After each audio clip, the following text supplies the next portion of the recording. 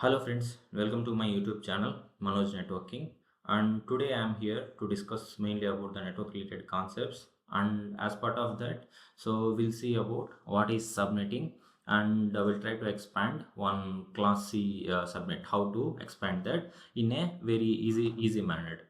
So basically the definition of subnetting, it's the process of dividing one single network into multiple smaller networks. So like let's say if you are using class C, so you'll have /24 subnet mask and you will be having 256 IPs. So now like let's say there is a requirement of 100 IPs. So your organization needs 100 IPs. So if you go and use class C, you are wasting the IPs. Okay, so even though they are private IPs, we need to conserve it. So subnetting is a future in the network industry. It will help to divide one single network into multiple smaller networks. So let's see how we can do that. So the advantages of this one is it will helps in minimizing the wastage of IP addresses. So whatever is needed, that meaning we can use it based on these two port tables. And it is broadly divided into two types, FLSM and VLSM. So FLSM means fixed length subnet mask, VLSM means variable length subnet mask. So I'll demonstrate one example for VLSM in this lab. So to demonstrate this lab, so this table is very important. So you guys need to understand about the importance of this table.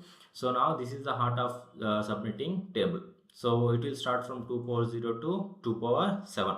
So this is for 1 octet. So IP address is a 4 octet, like the any IP address will be looking like this, like 192.168.10.100. So I have written this one for only 1 octet. Okay, so now how this table is formed means two power values. So in our networking industry, all the communications will happen in the form of binaries, like either 0 1 1 0 1 1, that kind of stuff.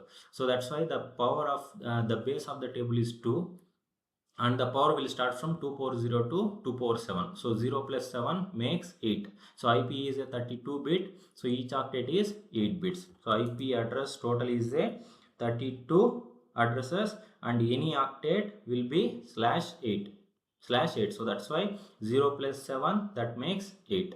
Okay, so then I have simply expanded. 2 power 0 means 1, 2 power 1 means 2, 2 square 4, 2 power 5 32, 2 power 7 128, and then 128 plus 64 plus 64, that makes 192. So 192 plus 32 makes 224. So 224 plus 16, 240. So it's not any rocket science. I have simply added 240 plus 8, that makes 248, and finally it will stop with 255. So 254 plus 1, 255.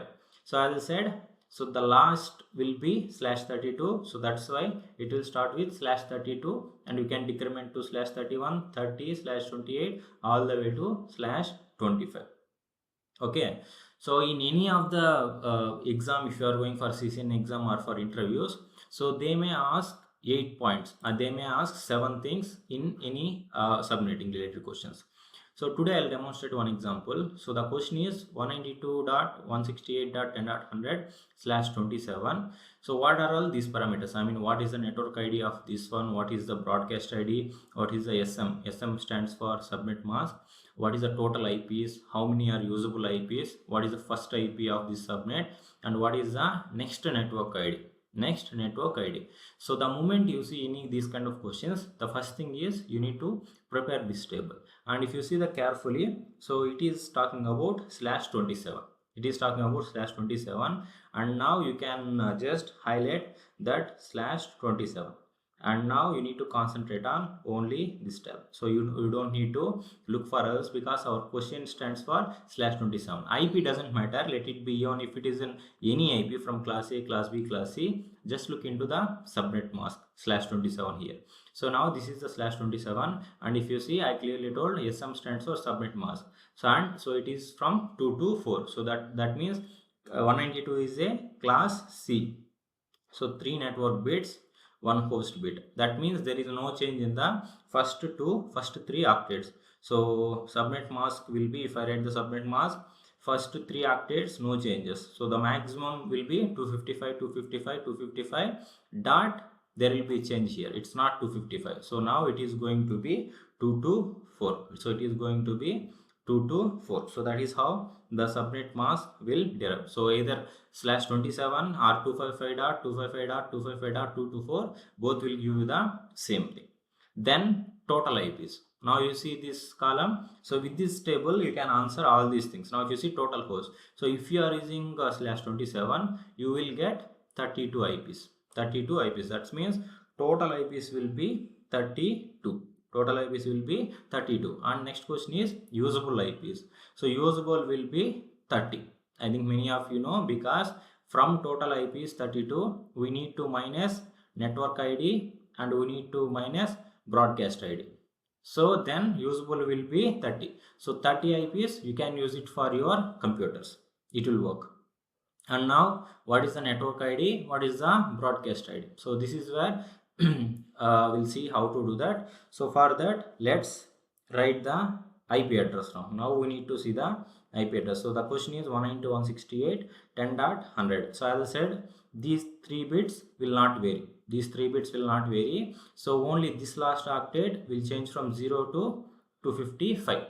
0 to 255. So somewhere you will get 100. Somewhere you will get 100. So anyway, first IP will start with 0 only. First IP should start with 0 only.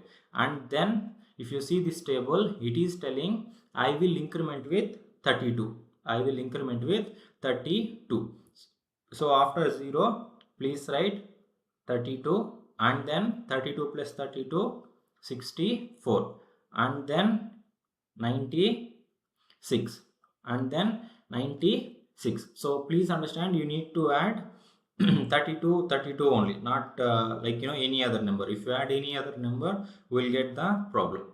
So the next number will be 128. So just to repeat, so this table, it is telling to increment with 32. So first type is anyway it will start with 0. So the next type will be 32. So 32 plus 32, 64. 64 plus 32, 96. 96 plus 32, 128. And if you see the question carefully, the question is asking for 192.168.10.100. 10.100. So 10.100 will come somewhere here. So now you no need to write the remaining portion, because your answer is situated somewhere here. So then if you complete this portion, 192.168.10.96, 192.168.10.128, you have got the answers.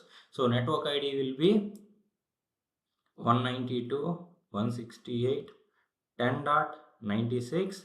broadcast ID will be 192.168.10.128. everybody will write here 128, but broadcast ID will be 127.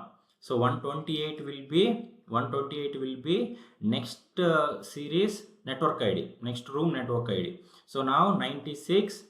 So 96 will be the starting network ID. 128 will be the network ID of next series. So 128 you need to do minus 1. So 127. So 127 will be broadcast ID. So please understand this one carefully. Many people will write here 128, but it should be 192.168.10.127. That's why I have asked the 7th question. What is the next network ID? So next network ID will be 192.168.10.128.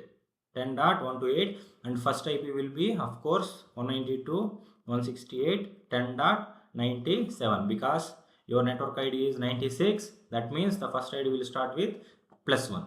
So 97. I hope this session is useful. Please comment if you have any feedback.